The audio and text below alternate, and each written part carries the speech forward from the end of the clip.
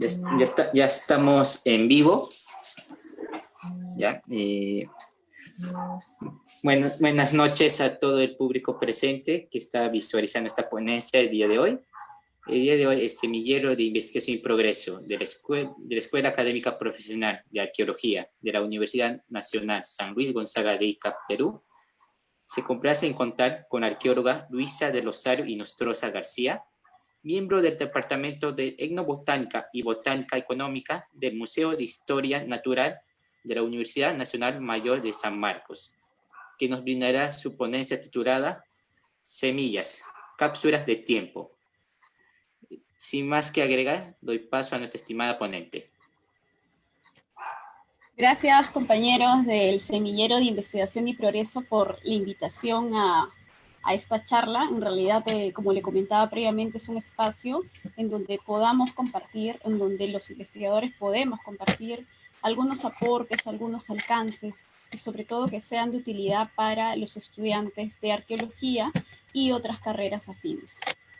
Bien, vamos a empezar con la charla del día de hoy que he venido preparando desde hace algunas semanas. En realidad, el título que había planificado para esta charla era, bueno, semillas, cápsulas de tiempo. ¿Y por qué las semillas? Principalmente porque las semillas es aquella estructura vegetativa que ha logrado prevalecer, ha logrado tener una buena preservación en la costa peruana, sobre todo por las condiciones áridas de la zona. Entonces, creí necesario investigar en torno a la estructura biológica, partir desde ello, para poder aplicarla a la arqueología, para poder aplicar esta utilidad que podría tener para identificación de especies, sea en la familia, el grupo, la familia, o las especies, o bueno, en el súper mejor de los casos, las variaciones, aunque es poco probable, ¿no? Cápsulas de tiempo. Cápsulas, todos sabemos que las cápsulas de tiempo pues tienen este referente histórico de ser un contenedor hermético construido con la finalidad de guardar mensajes y objetos del presente para ser encontrados por generaciones futuras. Entonces esa fue la intención del término. Cómo esta utilidad, estas cápsulas que vienen desde el pasado pueden ser un indicador de interpretación para el presente. Y sobre todo, tenemos esta variable, que es el tiempo. Analizar a través del tiempo los cambios morfológicos y a través de ellos brindar una interpretación de los cambios ecológicos y también sociales. Bien, el esquema y la temática que voy a presentar el día de hoy es en realidad esta, basado en 5 puntos. ¿Qué es una semilla? La importancia de las semillas, la morfometría como una herramienta de análisis. Vamos a tocar algunos estudios previos que han desarrollado desde la biología y sobre todo el empleo de la morfometría en la arqueología y algunas reflexiones finales. El tópico de esta charla he querido elaborarla sobre todo en algunas experiencias que he tenido y también con algunos obstáculos con los que me he chocado a lo largo, en realidad, de los cortos años que me estoy dedicando a la arqueobotánica. Entonces, para poder compartir con ustedes aquellas barreras que en un primer momento encontré, he querido elaborar estas charlas para justamente exponer, ¿no?, todos los problemas que tuve a lo largo de ese tiempo. ¿Cuál es el objetivo de esta charla? Es describir las características de las semillas y evaluar su potencial de estudio en la arqueobotánica del Perú. Bien, yendo ya a lo biológico, vamos a explicar y vamos a conocer qué es una semilla. Lo que conocemos como semilla propiamente es el resultado de un proceso biológico que no empezó ahora, que empezó hace muchos y millones de años, exactamente hace 445 millones de años, en donde las plantas dejaron el agua y comenzaron pues a ocupar ya la tierra. Hacia los 360 millones de años empezaron las primeras plantas con semillas. Entonces lo que vemos el día de hoy como semillas es el resultado de continuas extinciones, de continuos también éxitos de alguna sobrevivencia de algunas especies. Entonces hay que verlo en esa dimensión de tiempo, ¿no? Ver que ese resultado de grandes sucesos biológicos. En término, para referirnos y para entender qué significa cápsula y por qué lo he denominado así, cápsula viene del latín, que viene del diminutivo de capsa, que significa caja. Para hacer un tipo de analogía, como se conoce, he querido emplear esta imagen, ¿no? De lo que conocemos como una cápsula que tomamos cuando estamos enfermos, ¿no? Esta cápsula tiene pues una cubierta que tiene una forma específica y que al ser ingerida por el humano, bueno, cumple su propósito, ¿no? Pero además, esta cápsula, aparte de tener esta cubierta, tiene cierta dureza y que cuando está en contacto con el agua se vuelve soluble, cuando está al interior del cuerpo. Y que al interior tiene esta reserva, se puede decir, energética o proteica, que permite pues accionar en el cuerpo donde se encuentra. Entonces, esa es la analogía que elegí en realidad para poder explicarles sobre qué significa una semilla. Es una semilla muy curiosa, es una esforbiácea. Miren la estructura, que es en realidad su primera cubierta seminal conocido como testa. Y en realidad es bastante estructurado, es bastante lo que conocemos en arqueobotánica, lo conocemos como reticulado, y vemos que tiene esta apariencia, ¿no? Esta forma. Y esta forma no se debe a la casualidad, se debe a ciertos mecanismos de dispersión que las plantas mismas desarrollan para lograr su supervivencia.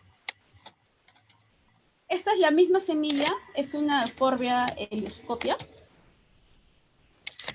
observada a través de un microscopio electrónico de barrido.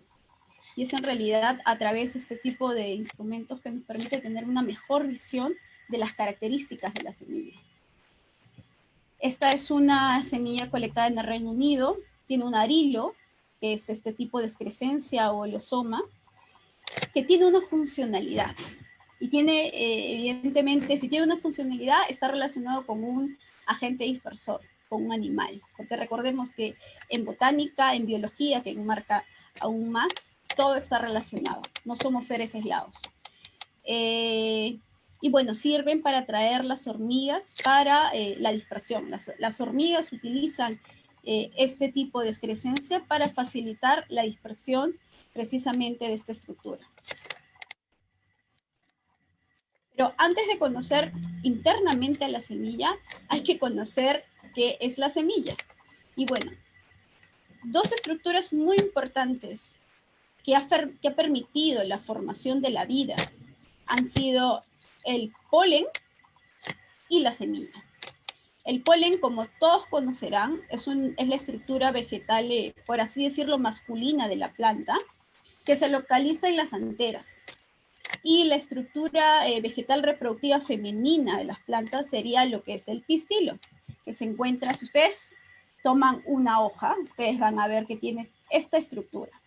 Tienen acá el estilo, que es esta parte, el estigma y el ovario. Entonces, ¿qué pasa cuando las plantas, bueno, generan este proceso reproductivo? El polen, que es este tipo de estructura reproductiva, viaja a través de o por medio de diversos factores. Puede ser por el aire, puede ser por animales, hasta por el mismo humano. La intención es llegar aquí, dentro del pistilo.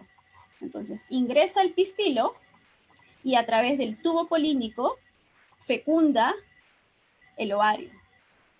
Es una maravilla, en realidad, estudiar este tipo de temática, porque te permite entender que todo en realidad está relacionado con la reproducción y la supervivencia de la especie. Bueno, luego de la fecundación del ovario, vamos a esta imagen, he querido obtenerla, bueno, la coloqué aquí para poder explicar mejor este proceso. Este ovario en zoom, que sería esto, esta imagen, forma a partir de las cubiertas que sería pues la pared interna del ovario, va a formar diferentes tipos de partes que van a conformar la semilla. La primera es la cubierta seminal, que es conocida como testa, que es considerada la capa protectora. Luego, a partir de ellas también se forma el embrión, el endospermo, que va a funcionar como un tipo de reserva energética de la planta que va a permitir alimentarla y su consecuente supervivencia durante las épocas no tan favorables. Y bueno, finalmente va a formar el cotiledón, lo que se conoce como cotiledón, ¿no? Y posteriormente el embrión. Tenemos aquí los dos cotiledones y el embrión, que es el inicio de otra nueva vida. Y es así como se reproduce este ciclo biológico. Pero vamos a tocar el día de hoy solamente un grupo de estos dos tipos de plantas. Vamos a tocar las dicotiledóneas. Dico, dos cotiledones, y que está enmarcado dentro de lo que es las angiospermas, que son las plantas con flores. Bien, entonces ahora vamos a introducirnos en una semilla para ver qué tiene de manera interna. Y vamos a ver cómo es su anatomía. Vamos a coger solamente un cotiledón. Como ya saben, y repito, estamos hablando de dicotiledóneas y de las angiospermas, de las plantas con flores. Vamos a observar distintas estructuras que van a contener en sí mismo la semilla todo el pool genético de una planta. Y se los voy a explicar. La plúmula, que en sí vendría a ser una región por encima de todos este tipo de todos los cotiledones, que formará en el futuro el tallo durante la germinación. Luego, acompañado de ellos están los epicótilos, hipocótilos, que van a formar parte también del tallo de una nueva planta. Luego tenemos a la radícula, que se encuentra aquí, y que va a formar pues una raíz primaria, que es la primera que va a emerger cuando la planta ya empieza su proceso germinativo. Y es desde aquí que comienza la formación de la raíz y es la que va a ir dentro de la tierra. Luego tenemos, bueno, las hojas primarias o unifoliadas, que van a ser las primeras hojas que salen de una semilla. Esas se encuentran aquí también, de manera interna. Luego tenemos una estructura que es súper importante para el estudio de investigaciones arqueobotánicas, que es la testa. La testa es esta cubierta de la semilla que va a permitir la protección de esta estructura y que evitará sobre todo la deshidratación de la planta. La testa ha sido objeto de estudio de diferentes investigaciones de índole de agricultura, sea esta en diferenciar las especies silvestres y las domesticadas. He traído a colación en esta charla un ejemplo de ello, una investigación de Bruno que viene desarrollando desde hace muchísimos años. Y bueno, más adelante voy a explicar cómo ella identifica cambios al nivel de la testa para hablar precisamente de domesticación de las quinoas. Luego tenemos otra parte, como ya les había indicado, lo que son los cotiledones, ¿no? Que son este tipo de estructuras que va a absorber los nutrientes del endospermo y que va a brindar alimento a la plántula. Estas son súper importantes para la supervivencia de la semilla. Luego, otra estructura que los botánicos toman en cuenta y que han tenido en cuenta desde la década de los 40 a los 50, es esta parte, el micrópilo, el hilum y el rafle, pero sobre todo el micrópilo. ¿Y qué es el micrópilo? El micrópilo es este tipo de apertura que quedó de los tegumentos de un óvulo a través del cual el tubo polínico que había mencionado antes alimentó al saco embrionario. Es decir, es como un tipo de cicatriz que ha quedado de ese alimento. Luego tenemos también al hilum, y el hilum es en realidad súper importante con respecto también a la identificación de las especies. Y es un indicador bastante fiable de identificación taxonómica, sobre todo en las leguminosas. Todas estas plantas que son conocidas pues como frijoles, como los pacaes, Entonces, son indicadores claros. Su ubicación, así como también su forma, su ornamentación, su arreglo, van a ser indicadores fiables, por así decirlo. Entonces, son este tipo de estructuras, testa, micrópilo, hilum y rafe, que van a permitir la identificación de la especie. Las semillas son consideradas, por eso lo había indicado al comienzo, como cápsulas de vida, porque concentran en sí todo este tipo de pool genético que va a generar nueva vida, que viajan además a través del espacio y el tiempo y tienen dos funciones principales, que es principalmente la reproducción y la dispersión. Las variaciones morfológicas podrían indicar cambios en procesos de selección y también procesos de domesticación. Esto puede estar relacionado con la intensificación de la agricultura, es decir, a través de la variación morfológica, a través de la generación de nuevas especies domesticadas, pero también puede estar relacionada, y hay que tener mucho cuidado, como indicadores de respuesta fisiológica frente a estrés hídrico. Como les había comentado al inicio, en nuestro ciclo biológico todo está relacionado y las semillas no son ajenas a eso. Los agentes dispersores principales que permiten el traslado de estas semillas han sido principalmente y siguen siendo las aves, los insectos, el viento y por último, como última especie, el hombre. Esta imagen a mí me encanta y la creí importante para exponerla el día de hoy. Es acerca de una imagen tomada de microscopía electrónica de barrido, en donde ven como una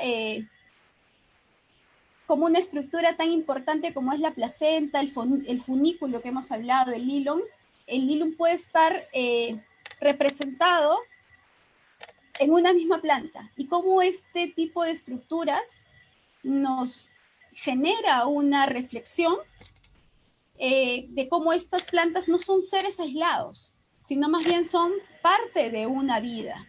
Nosotros, los arqueólogos, y bueno, las personas que se dedican al estudio de los restos botánicos hallados en contextos arqueológicos, vemos frecuentemente que nos encontramos con estructuras semillas simples, ¿no?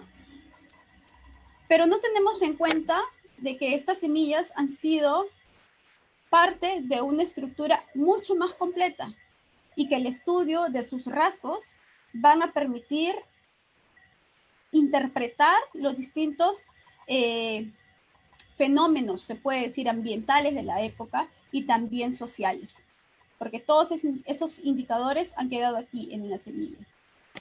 Esta es una imagen de una Passifloraceae, es nativa de Sudamérica, de Brasil a Argentina, y vemos cómo está la placenta. Esta es la placenta, que es este tipo de estructura o región de la pared del ovario, en donde precisamente las semillas se insertan. ¿Y cómo se insertan? A través, pues, del funículo. Y el hilum es precisamente esta estructura que queda como una cicatriz de la unión entre ambas. Si queremos compararlo con el humano, este hilum vendría a ser nuestro ombligo. Entonces, que es el marcador de la unión que tuvimos con el cordón umbilical y que permitió, pues, el alimento de madre a hijo. Es prácticamente lo mismo. Importancia de la semilla. Bien, les había comentado que dentro de la familia leguminosa tiene ciertas características que permiten identificarlas taxonómicamente. Y entre esta está la testa, que es esta primera cubierta seminal, el rafe, que es este tipo de protuberancia, el hilo, como lo ven acá, es un indicador claro de identificación taxonómica, y el micrópilo. Este éxito evolutivo de las semillas se relacionan con el almacenamiento de energía. Las semillas tienen una gran capacidad para almacenar energía cuando están frente a situaciones de estrés ambiental. Entonces, es allí donde los arqueólogos debemos de incidir en la investigación, de ver esos caracteres. La testa, además, es una cubierta que va a proteger del daño mecánico y también de la desecación excesiva. Entonces, como tal indicador ambiental, es otro indicador de estudio para la arqueología. El bajo contenido de agua cesa la actividad metabólica, proclive a ser viable. Y aquí también viene un indicador morfológico susceptible de estudio, que es el agrandamiento de las semillas, que algunos investigadores pueden confundirlos quizás con la variación ya específica de algunas semillas, ¿no? Ese es un tema en realidad bastante amplio y que, bueno, no bastaría, creo, una charla para explicar todo eso.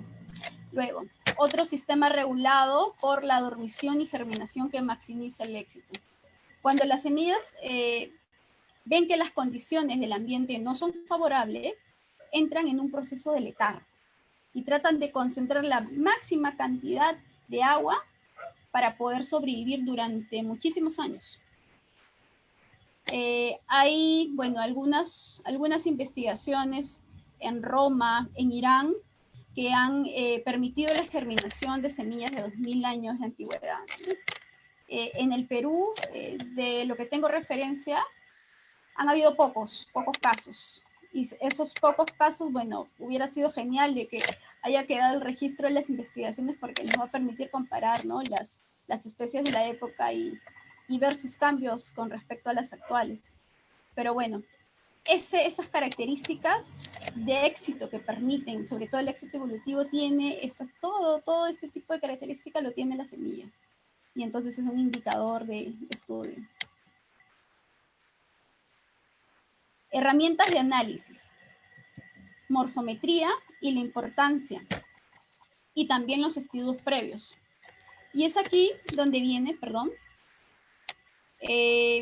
lo que les indicaba, ¿no?, de algunas barreras que me encontré al inicio de las investigaciones arqueobotánicas que vengo desarrollando desde aproximadamente 4 años. En realidad no es mucho tiempo, pero la intención de esta charla es eso, ¿no?, proporcionarle a ustedes de herramientas que a mí me costaron un momento, pero que ustedes puedan tenerlas ahora con mayor facilidad y que eso sea motivo para generar nuevas investigaciones arqueobotánicas. Bueno, voy a hablar de la variabilidad morfológica. Esta variabilidad morfológica está desde hace muchísimos años considerados como un indicador en estudios taxonómicos.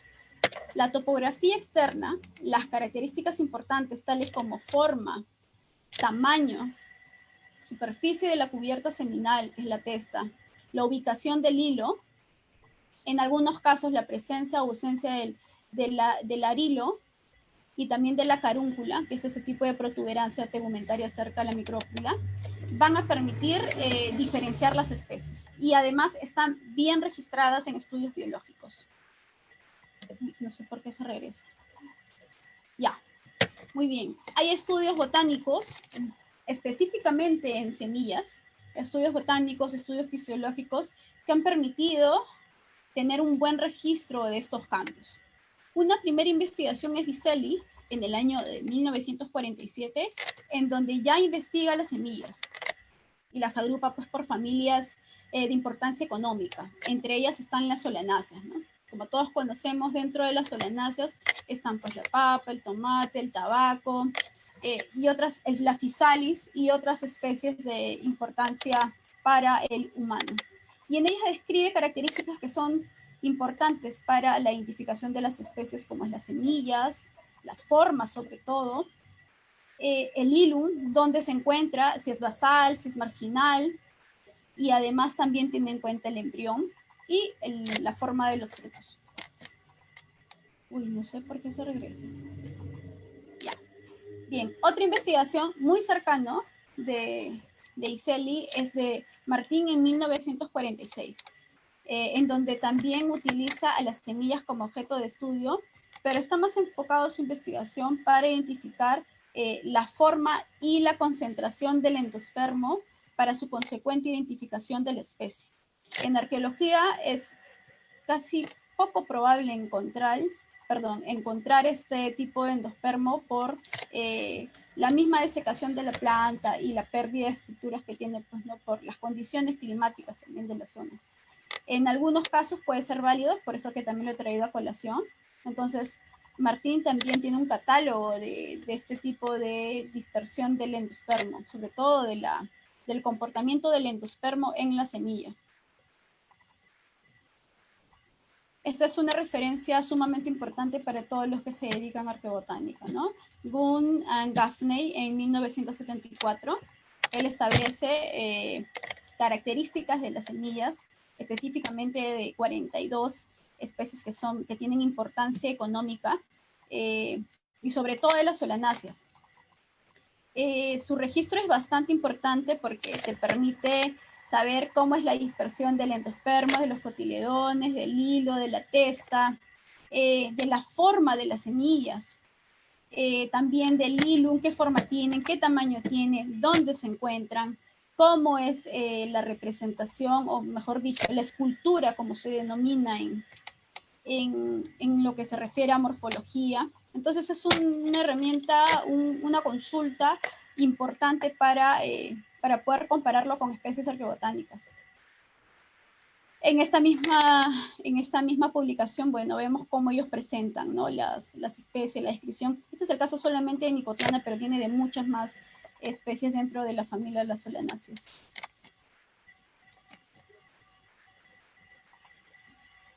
Bien, ¿y cómo ha sido este empleo de la morfometría en arqueología? El estudio, como hemos visto, de las semillas debería de ser considerado un proxy de estudio, porque me permite inferir, me permite una inferencia tanto espacio como temporal de actividades antrópicas, así como también presiones ambientales. Todo lo que he relatado anteriormente es insumo para poder sustentar esto. ¿Cuál es la herramienta de análisis? La morfometría comparada.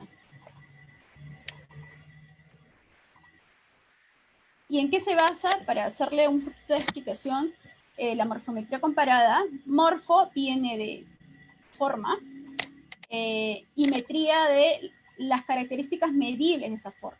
Entonces podemos atribuir esta medición a la testa, esta medición al hilum, esta medición al mismo largo y ancho de la semilla, al espesor también de la propia semilla. Entonces, a partir de esta herramienta de análisis nos permite una confiable identificación taxonómica. Y ya lo habíamos indicado, ¿no? Los Andes centrales tienen un gran potencial de estudio, dada la buena preservación de los restos, desde la publicación de Bellido de 2014. Entonces nos permite, y es un insumo principal de estudio. No sé qué pasa con las diapositivas que se regresan. Disculpen. Bueno, y lo primero que tenemos que hacer, o el primer paso, es poder elaborar un catálogo comparativo. Y para eso tenemos que tener en cuenta las especies actuales de las semillas que estemos investigando, ¿no? Entonces es a través de la comparación, lo que se conoce como morfología comparada, que va a permitir características físicas, más no medibles, solamente cualitativas. Va a permitir esta comparación. Esta es una publicación de Planel en Argentina, en la revista Darwiniana, que identifica algunas especies de Nicotiana. Luego, esta morfometría, como ya les había indicado, es la medición de la forma o estructura de los organismos y sus partes. Bueno, esta es parte de algunas investigaciones que vengo desarrollando hace algún tiempo. Es con respecto a mediciones acerca del pico. Son semillas del género Capsicum. Entonces estableció diversas diferencias a partir de estudios previos, y en especial de Scheu-Hastorf y de Guffangaine. Entonces, el estudio es a partir de estas estructuras o variables, tanto cuali como cuantitativas, como es el pico, el largo de la semilla, el ancho de la semilla y el hilum. Bueno, son algunos registros del proceso de investigación. No sé qué pasa con las diapositivas. Ok. Entonces, las siguientes son como un estudio también desde la morfometría, permite identificar cambios en las especies silvestres y también las domesticadas. Y he traído a colación la información de Bruno, la investigación que realizó en el 2005, y el cual identifica el adelgazamiento de la testa. Ya habíamos entendido de lo que era la testa, que es esta primera cubierta terminal de la semilla. Entonces, ella identifica la testa de una semilla silvestre. En realidad, la que está hacia la mano derecha. Vemos que la testa es gruesa, comparada con la otra imagen que vemos hacia la izquierda. Vemos una testa mucho más adelgazada. Entonces, a través de un estudio de una muestra bastante grande, permite identificar el cambio que se dio con respecto a este proceso de domesticación de la quinoa, de pasar de especies silvestres a domesticadas. Y ese también es un indicio, un síntoma del proceso de domesticación, la pérdida de la dormancia. Recordemos que a mayor testa y a un mayor grosor de testa, es muy difícil que el agua penetre todo este tipo de estructura. Entonces, el mismo proceso de domesticación de la agricultura de cambios continuos permitió tener una testa más delgada, por lo que es más fácil que el agua permita, la permeabilidad del agua a la superficie y genere pues la pérdida de la dormancia y el inicio del proceso de germinación. Entonces, a través de estos rasgos físicos podemos hablar también de procesos agrícolas.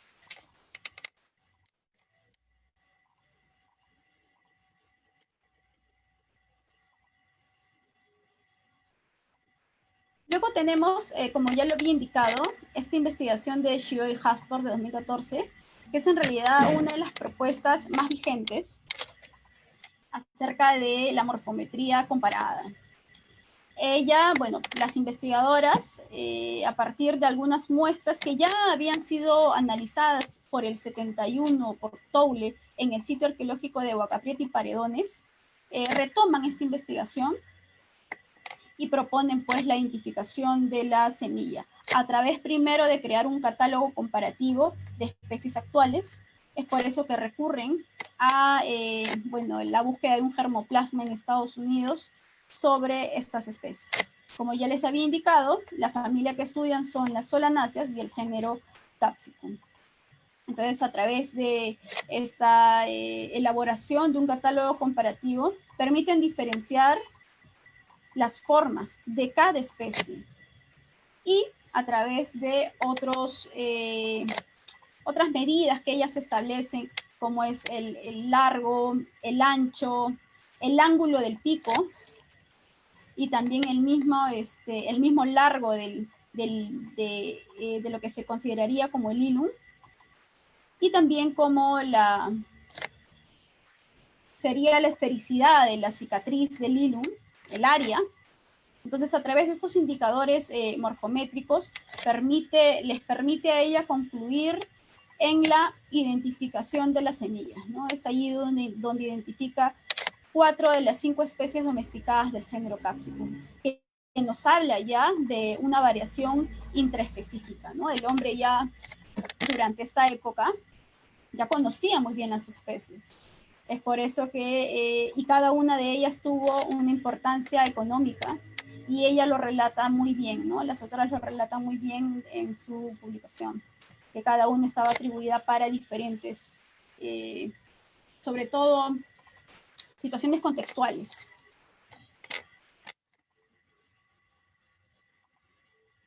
Luego, otro punto también que vemos a través de estos estudios, tanto de Hastorf como de Bruno, es el cambio del tamaño de la semilla.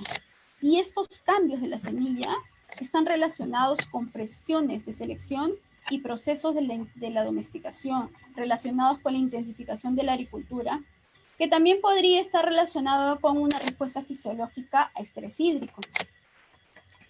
Este tamaño de la semilla, desde las primeras evidencias durante el precerámico, el periodo inicial, hasta el día de hoy han variado de tamaño, siendo las primeras especies, o mejor dicho, los primeros especímenes que estaríamos hablando de procesos asilvestrados, si quisiéramos llamarlos así.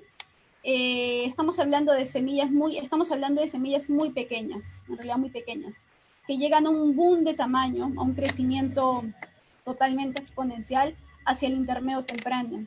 Y como ustedes sabrán, durante el intermedio temprano, en la costa, en el Valle de Lima al menos, sabemos que hay un aumento del riego tecnificado a través de diferentes estructuras, ¿no? Por medio de terrazas, canales.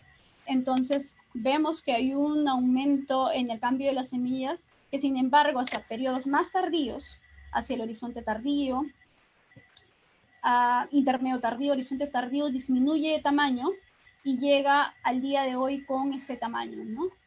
Es evidente cuando ustedes comparan semillas actuales con arqueológicas, van a ver que las semillas actuales son mucho más pequeñas y que este tamaño puede responder a diferentes procesos, ¿no?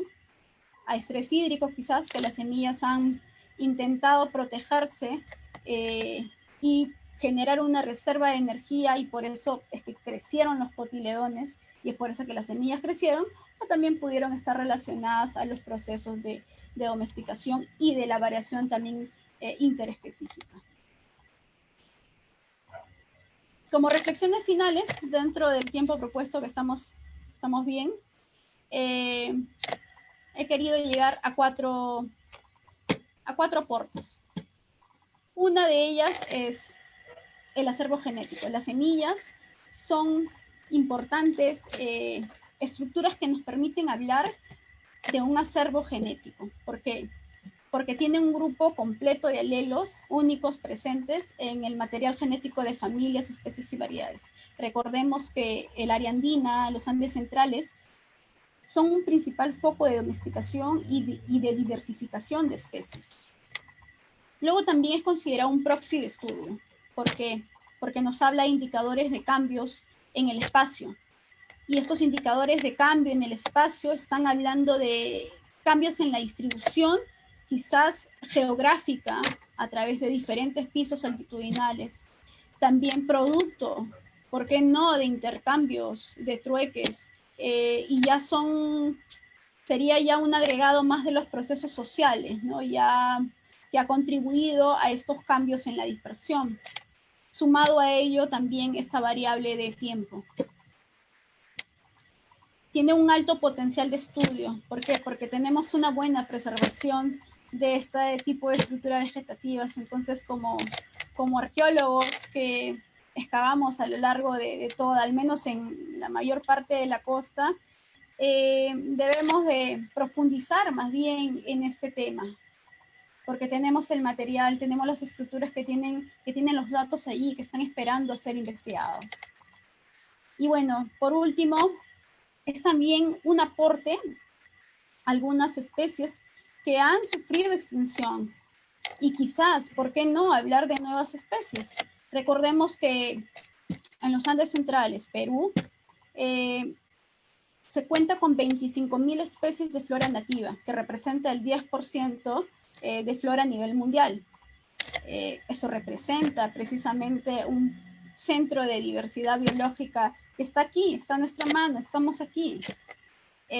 Y que estas especies, de estas 25.000, 4.000 especies tienen importancia económica.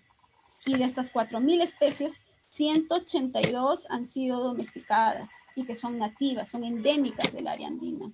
Entonces, ¿cuántas de las especies que aún no se investigan pueden aportar nuevos datos, no solo para la arqueología, sino también contribuir en el acervo genético y sobre todo relacionarlo con este tema de la seguridad alimentaria, ¿no? Porque los aportes desde la arqueología no solamente quedan en el dato, no solamente quedan en la antigüedad. Nuestro aporte también debería de servir para futuras generaciones y sobre todo para contribuir y brindar explicaciones de lo que pasó en el pasado que nos pueda ayudar o plantear alternativas de solución para el futuro.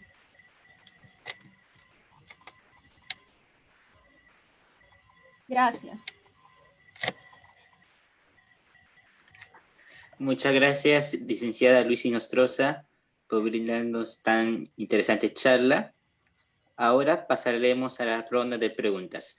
Le recuerdo a todo el público presente que nos pueden dejar sus preguntas tanto en el chat del Zoom como en los comentarios de Facebook.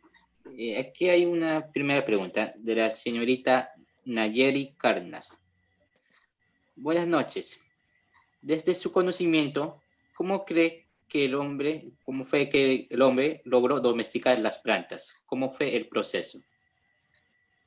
Una pregunta bastante compleja. Muchas gracias, Nayeli. ¿Cómo creo que fue el proceso de domesticación? Como lo es ahora, ¿no? En continuos ensayos y errores. El hombre observó durante muchísimo tiempo cómo una planta germinaba, cómo crecía, estudió todo su proceso reproductivo, vio que algunas aves propiciaban su dispersión y entonces llevó las especies desde el espacio silvestre donde se desarrollaban a un espacio ya más privado, es decir, a su espacio. Y entonces allí comenzó a controlar todo su proceso reproductivo y el hombre pues manipuló ya las especies. Entonces, como lo digo, fue un continuo ensayo y error, ¿no? Para obtener siempre los mejores frutos, las mejores semillas, las mejores bayas, para continuar y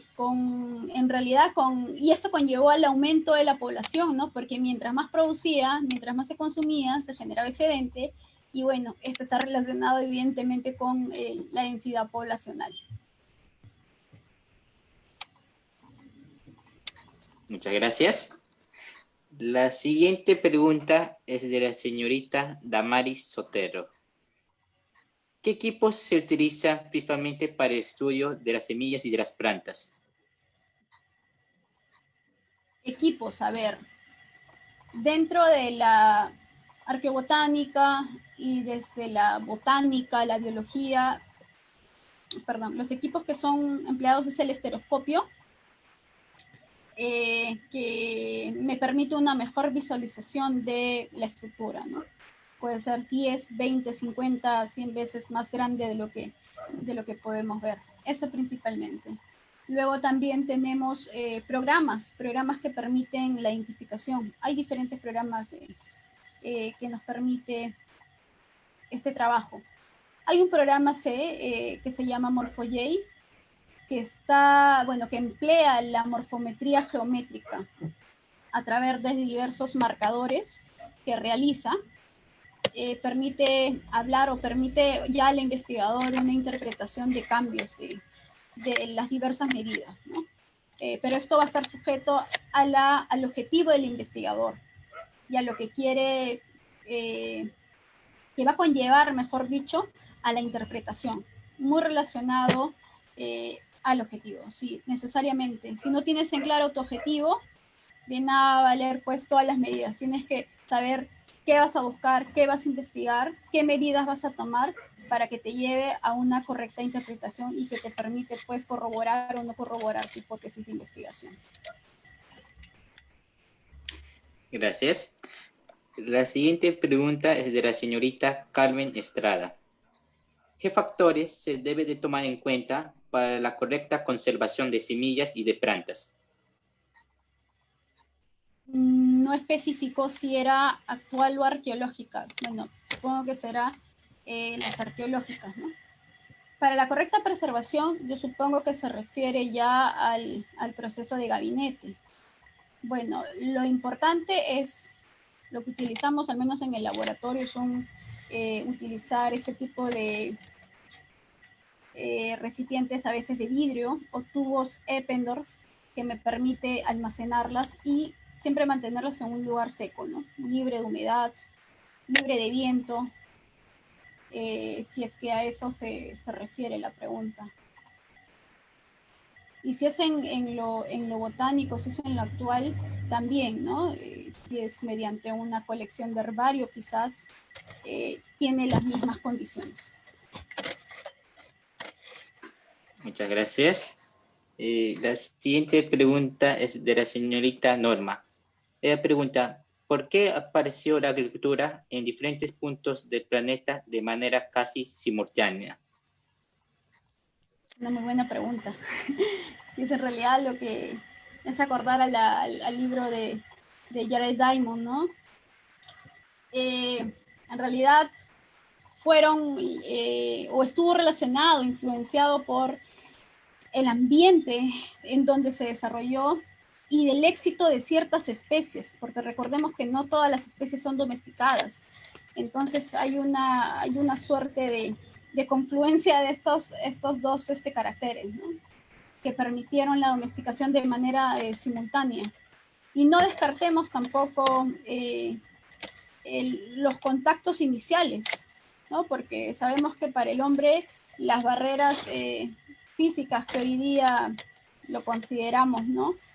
Como un impedimento quizás de no contacto, en la antigüedad pues eso no pasó. Entonces, el conocimiento siempre fue compartido. Las personas siempre compartieron conocimientos y creo que eso fue un importante carácter que favoreció también la intensificación de la agricultura. Muchas gracias. La siguiente pregunta es de la señorita Doris Pérez. Buenas noches. ¿Existe algún catálogo de especies botánicas como guía para la identificación de especímenes hallados en contextos arqueológicos? Gracias por la pregunta. En realidad, desde el laboratorio, en realidad no hay un catálogo de especies arqueobotánicas. Lo que hay al día de hoy es la elaboración que estamos realizando de la colección arqueobotánica en el Museo de Historia Natural. Y bueno, aprovecho en realidad este espacio para poder compartir, ¿no? Este tipo de gusto en realidad, porque estamos desarrollando esta colección con la finalidad de que sea compartida. Entonces yo creo que para el próximo año ya van a poder ustedes contar con la primera colección arqueobotánica del Perú, pero basada en lo que son semillas y estructuras de diferentes especies, sobre todo de especies que fueron de importancia económica para el hombre. Muchas gracias.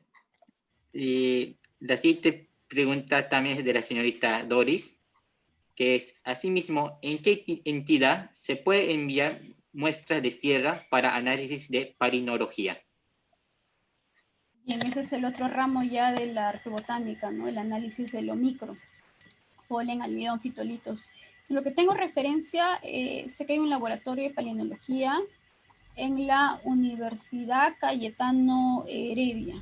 Entonces, sé que allí analizan, si mal no me equivoco, hay también uno en el norte de Perú, no sé si es Arqueobíos, pero estas dos entidades, la primera que les he indicado es la que se dedica a ese tipo de análisis. Muchas gracias. La siguiente pregunta es del señor Eduardo Arangure. Él pregunta, ¿cómo afectó a las plantas autóctonas la inclusión de plantas externas traídas de Europa y de otros sitios? Es una muy buena pregunta. Es una muy buena pregunta porque hay un vacío en la arqueobotánica referente a ese periodo, sobre todo al periodo colonial que supongo que se hace referencia. Yo creo que de todas maneras hubo una pérdida de la variabilidad genética porque los españoles trajeron otras especies, ¿no? Y estas especies colonizaron nuevos espacios, en algunos casos abarcaron muchos espacios, como es el caso también de lo que es el eucalipto, ¿no? Que al profundizar sus raíces hace que pues todas las plantas alrededor no tengan oportunidad para crecer. Entonces yo creo que este tipo de especies, bueno, no autóctonas, perjudicaron la variabilidad genética de las especies y sobre todo su crecimiento. Muchas gracias. La siguiente pregunta es del señor Juan Conde. Él pregunta, ¿se ha encontrado alguna evidencia de que en la antigüedad los cultivos de las antiguas culturas sufriesen algún tipo de plaga? No exactamente en las plantas, pero sí hemos encontrado algunas especies que han contrarrestado más bien esas plagas. Me acuerdo de algunas excavaciones en la Huacapuyana, cuando trabajé allí, como es la especie de la lantana. Como saben, la lantana, dadas sus características también a nivel fisiológico y también al percibirlo a simple vista, emana un olor bastante fuerte que es utilizado, perdón, como un tipo de aislador de insectos. Y otras especies más que sirvieron como este tipo como esta utilidad, ¿no? Pero hay, como te digo, indicadores de lo que más bien contrarrestó eso. Muchas gracias. La siguiente pregunta es de la señorita Viviana Young. Buenas noches.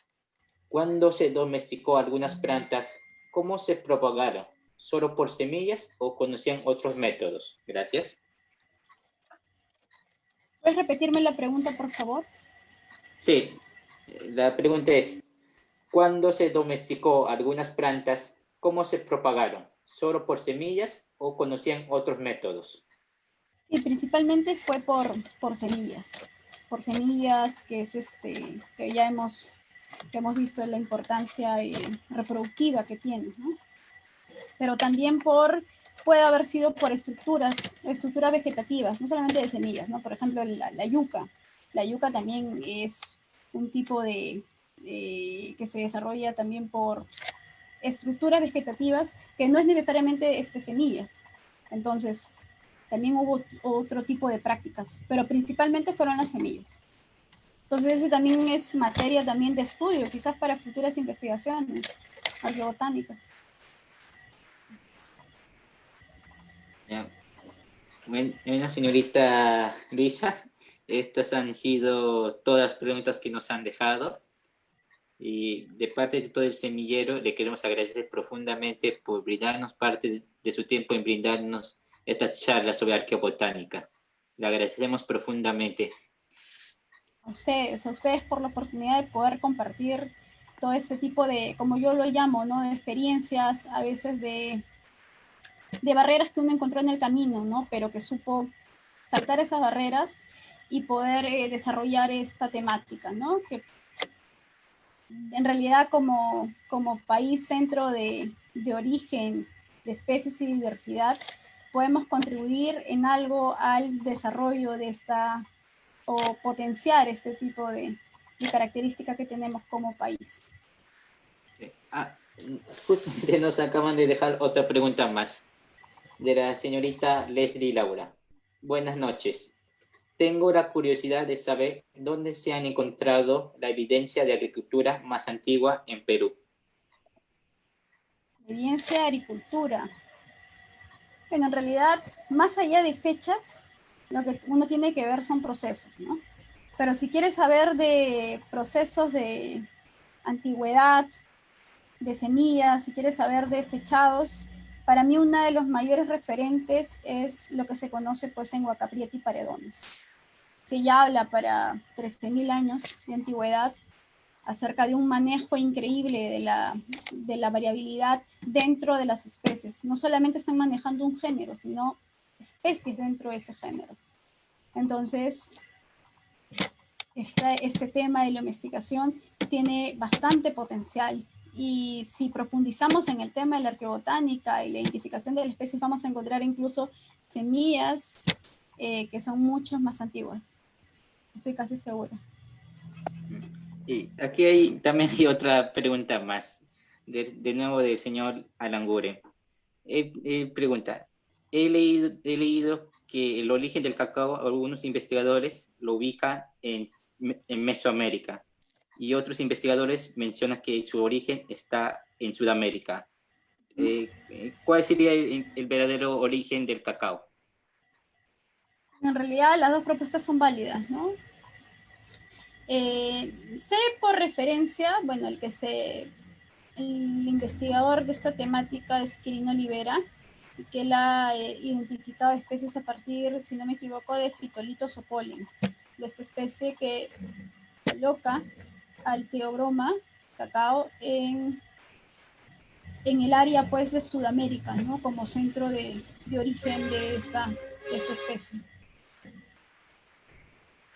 Pero como hago hincapié, ¿no? Más allá de buscar antigüedad, hay que ver los procesos, ¿no? Y en el marco de esos procesos podemos ver todos los cambios que han acaecido a lo largo del tiempo. Yo creo que viendo eso nos provee mayores datos para las investigaciones arqueológicas. Muchas gracias. Aquí nos han dejado otra pregunta más de José Canchis Calhuasurca, que pregunta: ¿existe alguna especie que haya desaparecido con la llegada de los invasores europeos? Buenísima pregunta porque también quisiera saber eso. De haber alguna desaparición de alguna especie, no tengo mayores referencias, pero sí desde la arqueobotánica conocemos una especie que nos genera esta duda, que es una leguminosa. Se me dio el nombre ahorita, disculpe, si me deja el correo le puedo brindar el nombre, que son este tipo de, que tiene los cotiledones, la testa bastante gruesa, y que hacia el día de hoy no encontramos un referente actual. Perdón, ya recordé, es la Canavalia. La Canavalia es una especie ha sido bastante consumida durante el horizonte temprano, periodo inicial, intermedio temprano. Hay también referencias durante el intermedio tardío y también horizonte tardío, pero hacia la época actual, por referencias etnográficas, etnobotánicas, no hay un mayor consumo de esta especie. Hasta incluso pensaríamos que ha desaparecido, ¿no? Pero bueno, este también es un tema producto de una investigación del Laboratorio de Arqueobotánica. En realidad, el colega Enrique Bellido es el que está enfocado más en este tema. Y bueno, también es una especie que genera discusión y que es temática de estudio todavía. Muchas gracias. La otra pregunta que nos han dejado es: ¿por qué en la actualidad solo existe el algodón blanco y la de otros colores está prácticamente desaparecido? Esa respuesta creo que está, o se podría contestar en términos de lo que es válido para el hombre ya industrial, ¿no? Esta especie del algodón blanco está más relacionado con su sobreexplotación, por así decirlo, y creo que esto ha dado mayores beneficios al hombre, a la humanidad, ¿no? Entonces yo creo que está más relacionado por eso. Se desconoce mucho lo que ha habido antes, al tener una gran variabilidad a nivel de especies, una variabilidad intraespecífica, que dado ese desconocimiento ha generado pues en solamente intensificar una sola especie para su producción y su consecuente comercialización, ¿no? Muchas gracias. Hay otra pregunta del señor Alanguren que dice: desde su conocimiento, ¿en verdad considera que el sitio arqueológico de Molay fue un laboratorio agrícola de los incas? El control vertical que tiene estos, por así decirlo, terrazas, que ha servido como un experimento para el control de ciertas especies, yo creo que sí puede haber servido para eso, ¿no? Para diferenciar especies, para ver cambios en el riego, sobre todo en el estudio vegetativo de las plantas. Y bueno, debería de haber mayores aportes desde ese lado, ¿no? Lamentablemente no hay mayores investigaciones respecto a esa temática. Por ejemplo, una arqueología experimental referente a lo botánico, si cultivamos ahí especies, podrían incluso demostrar y corroborar esta hipótesis de trabajo, ¿no? Que sirvió como un laboratorio genético de las plantas. Ya. Muchas gracias. Ahora sí, ya han sido todas las preguntas que nos han dejado. Nuevamente, muchas gracias por brindarnos parte de su tiempo, en brindarnos esta charla. A ustedes por la invitación y el espacio. Y a todos los videoyentes por su tiempo. Muchas gracias. También quiero recordar a todo el público presente que esta ponencia ha sido grabada y la estaremos subiendo a YouTube para que la puedan visualizar en cualquier momento. Y de nuevamente, gracias, señorita Luisa. Y quién sabe, tal vez si todo mejora, puede contar ya con una ponencia presencial acá en ICA. Muchas gracias a ustedes. Ya, muchas gracias. Hasta una próxima oportunidad.